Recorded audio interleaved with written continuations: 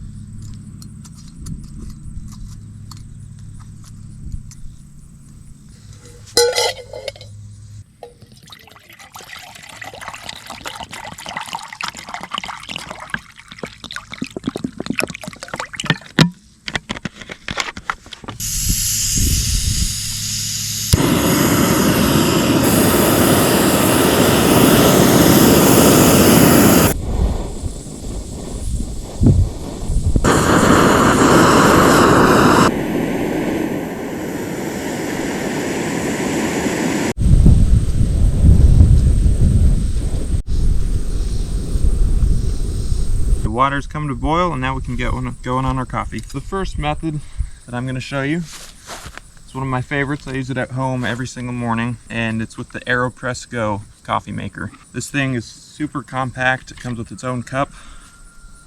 It comes with a foldable stir stick, its own scoop, because you need to use one heaping scoop that it comes with for the recipe. And then you've got the plunger, which goes in the chamber, and then the filter cap. And then you've also got this other little container that comes with it that holds the extra paper filters. My favorite way to do this is the inverted method. Normally, if you look on AeroPress's website, they tell you to put it on top of the cup with the filter in there and then put the coffee and water. But I found out that that usually doesn't work as well. The coffee usually, or the water just drains straight through. So I did the inverted method where you put the plunger on the bottom and the chamber on top. Then I put in 1 heaping scoop of coffee grounds. It's like a medium to fine grind.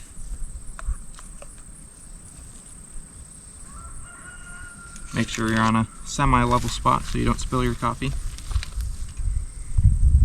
And we're going to take our boiling water, and I fill it up about halfway, or 3/4 of the way, and stir it for about 10 seconds. And once I'm done with that, I'll fill it up the rest of the way with the hot water. It's just at the top. I'll get a filter.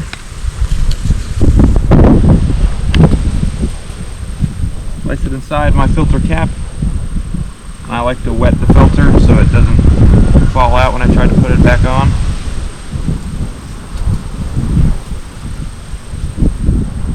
Stick that over the top of the chamber, twist it on, and then flip it upside down on the cup, and then just kind of don't push it too much. Like if you're pushing so much that you feel kind of some resistance pushing back up on the plunger, let off a little bit, just kind of let it go down by itself. Should take around 30 seconds. And because of the way that this method extracts the coffee, it's actually got more caffeine than a French press. It's got like 1/9 of the acidity, and it's super smooth. It's got not very much bitterness at all. I think the only other method that'll beat it with smoothness is the Pourover. And once you reach the end, I like to give it a good press to extract any other flavors. And give it a shake to get some of the extra coffee out of there. And then this is where it comes in handy. You're just going to untwist the cap here, pull the filter off. I like to reuse my filters. And then you can just take the coffee and eject it out. And then if you want, you just wipe this off with a bandana or whatever you have, and then your coffee maker is completely clean. And if you like your coffee super concentrated, kind of like espresso style, and you like to add cream or anything else into it, then you can just keep it just like this. Or if you like just a normal coffee, it's so concentrated because of the method that you can just take hot water and fill up your cup the rest of the way, and it makes it like a just a normal Americano, and then you can add sugar or whatever else you want in it. So on this next part of the video, my camera froze and I only got audio for the rest of the clip. The next method is a pour over method, and I did get some footage of the actual packet that I used, the individual packets, but it's just from the company Kuju, and I'll put another video link up here that I did on it. And what you do is just pull these cardboard arms, kind of fold them out, and then pull it out on both sides. And then you're going to tear off here. It's perforated. I don't know how to say that. And you just tear off the top and then set it right over your cup. Just like that. And then we're going to take our water, hot water, obviously, and just pour it in there till it gets to the top. And then stop. And let it drain all the way through. And once it gets down, pour the water in again until it gets to the top and let it drain down. You're going to keep doing that until your cup is full of delicious coffee. To the steaks and the hamburgers and the ribeyes, I salute you. It's good. It's good. Alright, here's a quick little plug for a future video. I broke down and bought the tent that has an occult following. The Durston X Mid 2-person. I don't know what you're thinking. You're an idiot. You didn't get the ultralight version. I don't care. You are an idiot. You're an idiot. I'm not an idiot. I don't care about the ultralight version because, well, it's not as good in winter camping. It's not as good. Hey, stop the noise. I'm hyping you up. Because this is single or 2-walled, which is better in the colder weather, and I plan to use this in hunting seasons and in cold weather camping. And I just like the fact that you can take out the inner, because that's really handy for cold weather camping as well. So really, the bottom line is, I'm not just being an ultralight snob, it's just that I wanted cold weather capabilities. He wants cold weather capabilities. Get off his back, people. Gosh. Alright, so for method number 2, it's going to be good old-fashioned Cowboy coffee. This is a method that I just tried out recently, and I'm going to be quite honest, it shocked me how smooth and good it was. I thought that by boiling the coffee grounds, you would be extracting a bunch of bitterness, but that is not true. It's not true. So, the ratio for Cowboy coffee is 1 liter of water to 1/4 cup of coffee grounds. So I'm only going to do half a recipe today because I don't need that much.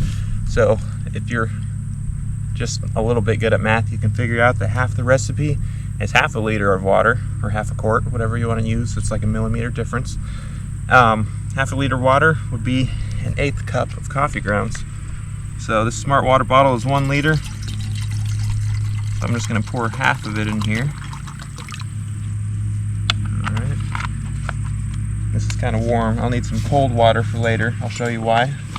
I'll use my other water bottle for that. Or not cold water, just not boiling or warm. And we're going to bring this to a boil, and I'll show you what's next.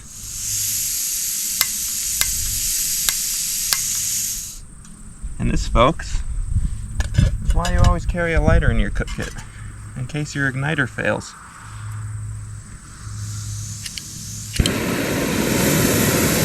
Be careful you don't burn your hand off.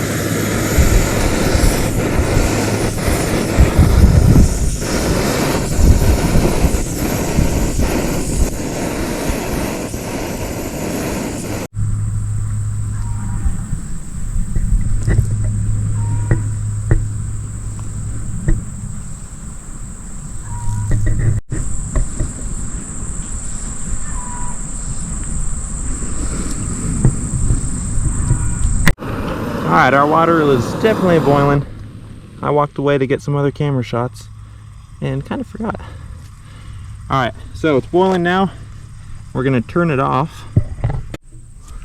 Alright, so now that our water is boiled, what we're going to do is take 1 scoop of coffee, which is about 1/8 of a cup. Don't worry, I measured at home. I'm not just making this up. About 2 of these is 1 cup. So we're gonna go ahead and dump that straight into the boiling water. This is a really good method if you're trying to go lighter without bringing all this coffee equipment. And let's see here, I'll use my AeroPress stir thing. You're just gonna stir those grounds in. Not much at all, just to make sure they're all wet. We're gonna turn this back on and bring it to a low simmer.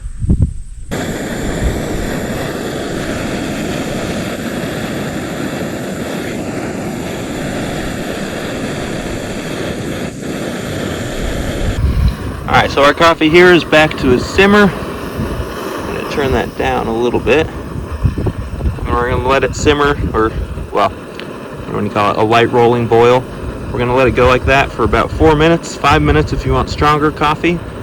And I'll get back to you once we're done with that.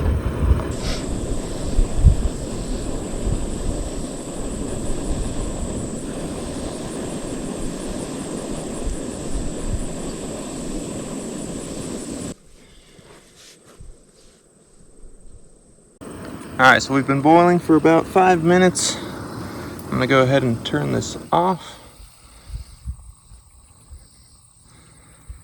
Alright, and then here's where the cold water comes in. Alright, so I've got some cold water here, and as you can see, there's a bunch of grounds on the side there. So you're gonna try to wipe those around, but yes, you're gonna pour cold water into the pot. Try to get it off the side when you do that. And you're not diluting the coffee, don't worry. So the point of doing that is to clean the grounds off like that. But as you can see, there's also no coffee grounds on the surface other than those big beans, which weren't ground up as much. All right, so you can see just with the half recipe, this whole entire pot is full. It's 950 milliliters. So it's a good amount of coffee. It's plenty. It's like 2 cups. But again, other than those big grounds on the surface, there's no other grounds. So you can just pour it right out of that. And you shouldn't see any grounds except for maybe a couple of those big ones go in. And that is good looking coffee. And I'll show you here, if you just pour the rest out on the ground. Just nice and slow. All the grounds get left in the bottom of the pot. Another handy thing about having a chair is that it can hold some of your loose junk when you're not sitting in it, and it keeps it off the ground. Good old Cowboy coffee. Was it good, Caleb? It was very good, yeah. He's a bit of a goober. I think the one behind the camera is the real goober. Iffy. Yeah. Here's another plug for a future upcoming video. Might come back to this exact spot and do a solo overnight camp. Do some campfire cooking. Enjoy some beautiful weather. It is so much cooler today than it has been lately. It's been in the mid to upper 90s with underwater humidity the past week. And it has not been fun. Today there's actually a breeze. It's only in the mid 80s. So it feels like fall compared to what it's been lately. Oh, thank you, Lord, for this beautiful day. So, Caleb, out of all 3 types of coffee, which type do you like the best whenever it's on the go and it's convenient? For camping or just in general, at home? Which one? We'll go with camping. For camping? Well, I've not, since I just learned the Cowboy coffee method, I've only used this at home so far. But if I was trying to go light and fast, I'd go with Cowboy coffee. If I was just going for flavor, I'd probably go with the AeroPress. And if I was going for simplicity and smoothness, I'd definitely go with the Pourover. So it really depends on the situation, but I think overall, most of the time, I'd probably go with the AeroPress. That's definitely what I use the most at home, so yeah. Nice. But again, depends on the situation. If I don't want to deal with bringing grounds, then I'll bring the Pourover. So choose what you like best. Drop a comment down below which coffee method you would like best, or if there's another one that you like to use when you're out on trail, or just even around home. Hashtag blooper reel. Hashtag be real. Steak 2, steak 3, steak 4. Oreo milkshake right there, that's looking at us right there. That's actually Oreo's child. Oreo's child, mini Oreo shake, and then a ribeye in the back, and then over there you got all the hamburgers. What do you call a cow with 2 legs? What? Lean. Just lean? Just lean. Actually, it's lean beef. It's lean. What do you call a cow with no legs? Ground beef. Ground beef, that's right. There's a bee! That's awful. Fast response zipper. Oh, I just stepped in poop. Well, good thing it's dry. Bless you. Hey, listen to me. Way to go, camera. You trying to cover my face with a blade of grass? No, just putting it in the bottom left. Woo! If you enjoyed this video, please like and subscribe. It'll really help me grow this channel and help get more content out to you guys. And again, if there's any videos you'd like to see, or if you love any of these coffee methods or have other methods that you love to use when you're out in the woods or on trail, please drop them down in the comments below. And please check out my Amazon link down below. I'll link to any products that I can that I had in this video, including the chair and backpack, even things that weren't necessarily about coffee. And another thing, just for your information, if there's links that I can't put to Amazon, then like certain companies that are cottage companies, like the tent, Durston gear, they only are available on Durston.com, then I'll just link it straight to that website as well. Also, a big shout out to my boss for letting me use this farm. So thank you a lot, boss, for letting me do this. It's a beautiful farm, and I hope to do more videos here at some point. And until next time, stay in the wild.